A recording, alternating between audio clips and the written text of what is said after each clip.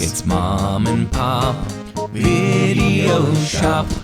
Welcome back to the Mom and Pop Video Shop. I am Tyson. I'm Joel. Happy Friday night. And when you get back out to your 1994 probe, tell your girlfriend that Joel and Tyson said, "What's up?" So we assume she's out there holding the Domino's pizza. Holding the fort down. But once again, you've rushed into the shop. You're looking for a quick rental recommendation. Yep. And surprise, surprise, it's horror night tonight.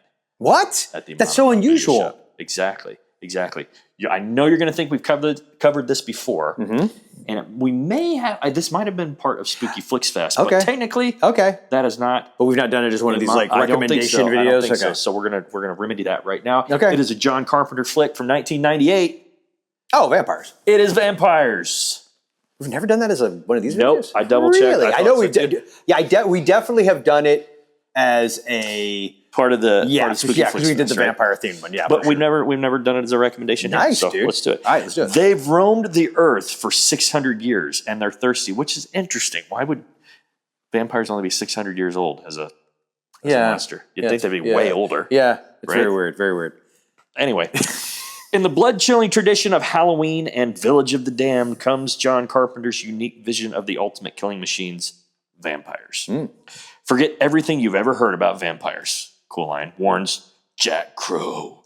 Played by James Woods. He's awesome in this. Yes, he's the leader of Team Crow, a relentless group of mercenary vampire slayers. When Master Vampire Valak, played by Thomas Ian Griffith, Also known as Terry Silver, decimates Jack's entire team, Crow and the sole team survivor, Montoya, played by which Baldwin brother? Oh, Dan. Dan. Yep, Daniel. You got it. Yes. They set out in pursuit. Breaking all the rules, Crow and Montoya take one of Valak's victims hostage. The beautiful but unlucky prostitute, Sheryl Lee, Yes. is their sole psychic link to Valak. And through her senses... Wasn't she, what's her nuts from Laura Palmer from Twin Peaks? Isn't the same actress? I never got into Twin Peaks. I just started watching it, but I Probably. feel like it's the same actress. Maybe I'm wrong. Tell me in the comments, am I wrong? I usually am. Check, don't do that. As Valak nears the climax of his 600-year search for the Berziers. Berziers. It's got to be French, right? Otherwise, it looks like Berziers. Yeah, I don't remember in the movie how they pronounce it. Anyway, Bezier. It's a badass-looking cross. Yeah. He's looking for it. Jack and the new Team Crow do everything humanly possible to prevent him from possessing the only thing that can grant him and all vampires the omnipotent power to walk in the daylight. Yes. Which might have been the first movie I can recall at my age when I saw this, where that was the I mean, idea. Blade Blade was, but I wouldn't. Would you count Blade? What year was Blade? That was like 98. That was like 97 or 98. So Okay, it's right I think there. it was just before this. Yeah. So here's the thing about vampires. As John Carpenter flicks go, I wouldn't put it in the top 3 or 4. No. But I remember when it came out, dude, I loved it. I loved the idea of James Woods' character Jack Crow working for the Vatican. Yeah. But you could tell like he's like it's like if you're like this highfalutin mob and you hire like the motorcycle gang to do your dirty work. Right? Yeah. And that character trope has been done in other movies where I know there's a lot of movies where like World War II where you've got Germans that are fighting the Nazis because of something that happened to their family. And that's kind of what you get with Jack Crow. Like his family was killed when he was a young age. Yeah. And because of that, he's like, I don't care about the religious part of it I don't at care. all. I'm just here I'm to just going after these kick ass bastards and because they chew killed bubblegum. my family. Yep. Yeah. I get a paycheck. I love him in this movie. And what's funny is, so I saw this movie when it came out. And you saw it when it came out? I think I saw this in the theater. Yeah, me too. Okay. So I would have been 22-ish.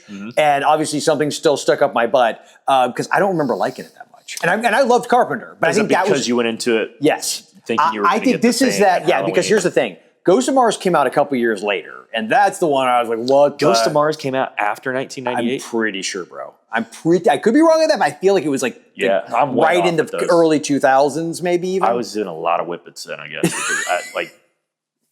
Because I would have gun to my head. I'd have said, "Oh, this came out like 93, 94." Oh no, I knew it was later 90s. I wouldn't have necessarily nailed 98. I would have guessed 97, 98, somewhere in there. But so for me, Carpenter's a lot like Spielberg this way, where there's a certain point, like, and it's everything before that point where I pretty much love all of it for what it is. I know what but then after a point, you're like, I mean, they're good movies, they're fine, So Vampires was one of those for me for a while, and I watched it the one time in the theater. I remember This is one of the, if you took John Carpenter's name off of it, I think you would have loved it if it had just been like out of nowhere. So you say that, but over time, knowing what and over the years, I've learned more about Carpenter as a filmmaker, and I've seen other of his earlier work. I think at that point, I probably had seen Assault on Precinct 13, but I'm not even sure if I had. So like, I feel like I've seen enough of his stuff later on. We finally recovered it for the Spooky Flicks Fest thing. This was a few years ago.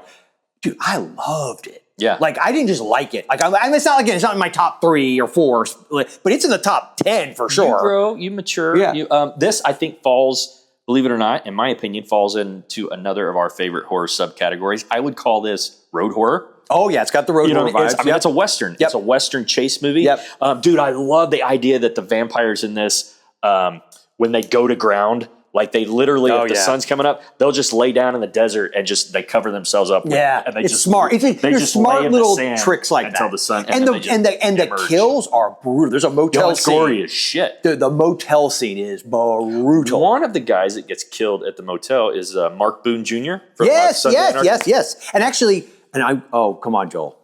It's right there. Hammond, if you're seeing this, I'm sorry.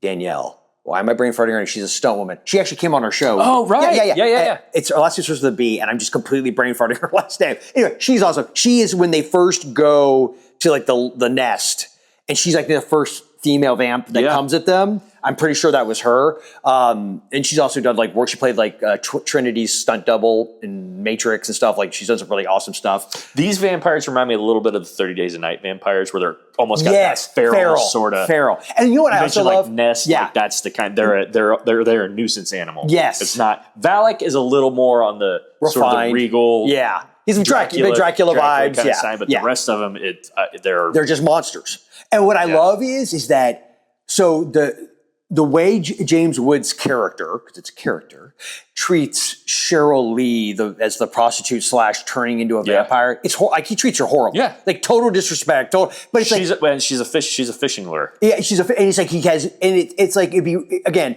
I think unfortunately nowadays I feel like too many people forget that these are like fictional people and it's not real. It's all make believe. But we're thinking like through like, how would this guy who has this attitude, who kills for a living, treat somebody like this? He wouldn't be thoughtful and considerate. He'd be a dick. And he is, and it's awesome. Like it's because it's the character. It's like the best characters to me are the ones where you're like, yeah, that feels right. Like, yeah, I may not like it, I may not agree with it, but it's like it feels right, and he's great at it. I think Daniel Baldwin. He's great in this. He's great. Fantastic. I also love we're kind of spoiling here, but what ends up happening to him? Don't go into the and details. that whole like. Oh, it's actually there's a tragic vibe. I love that. Like, it's a very. You know what the other thing is I now have as I gotten older, I have more appreciation for westerns as a film fan, but also like understanding how much of that influenced Carpenter. Yes. And this is a Western. Yes, this is a Western. Yeah. The soundtrack is very New Mexico. Carpenter doing a Western. Exactly. So yeah, if you have never seen it, for me, tape rating, I'm going to say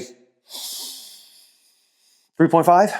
I'm going 4. Okay. I'm going to go 4 on that. Because here's the thing, like for me, a bad John Carpenter flick is like a 3. This isn't the Thing, but this isn't Ghost of Mars either. Dude, Ghost of Mars. So I would go lower than 3 on Ghost of Mars. Ghost of Mars really pissed me off. Because it was supposed to be essentially almost like a weird like sci-fi remake of Assault on Precinct 13. And I remember it was just filled with this garbage, like at the time. Now looking back, it would be probably a little nostalgic for some of the cheeseball music from the era. But I just remember it felt like he was trying to almost like a music video. It felt very, and it's hard for me to say this about Carpenter at all, but it felt lazy. Like it just felt like not a Carpenter movie at all. The late 90s was there was definitely a vampire resurgence. Yes, some good, some bad. But this is like a great triple feature with Blade, vampires, and like From Dusk Till Dawn. Oh, dude, you know what I mean? that's a good triple feature. You know what I mean? That's good. Settle down with your girl and your dominoes. You can get From Dusk Till Dawn, Vampires, and Blade. Look at that. Yeah, 3 for You're $1 welcome tonight. You're at welcome. The Mom and Pop Video Shop. So yeah, let us know comments. Do you like vampires? Absolutely. Both the creature of the night and the movie. Let us know what your favorite John Carpenter movie is. Of course. Yeah, because we haven't covered it. Yeah, we probably will. Yeah, there's some great ones we haven't covered. Oh, that's true. So. Several. And remember, most importantly, at the Mom and Pop Video Shop, our love of. It's low hanging fruit. I don't want to do that one. Give me a second. Give me a second. The Hard Way with James Wood and Michael J. Woods, Fox. yeah, I was going to go with Videodrome, but I was like, that's easy. Oh, The good Hard call. Way. It never stops.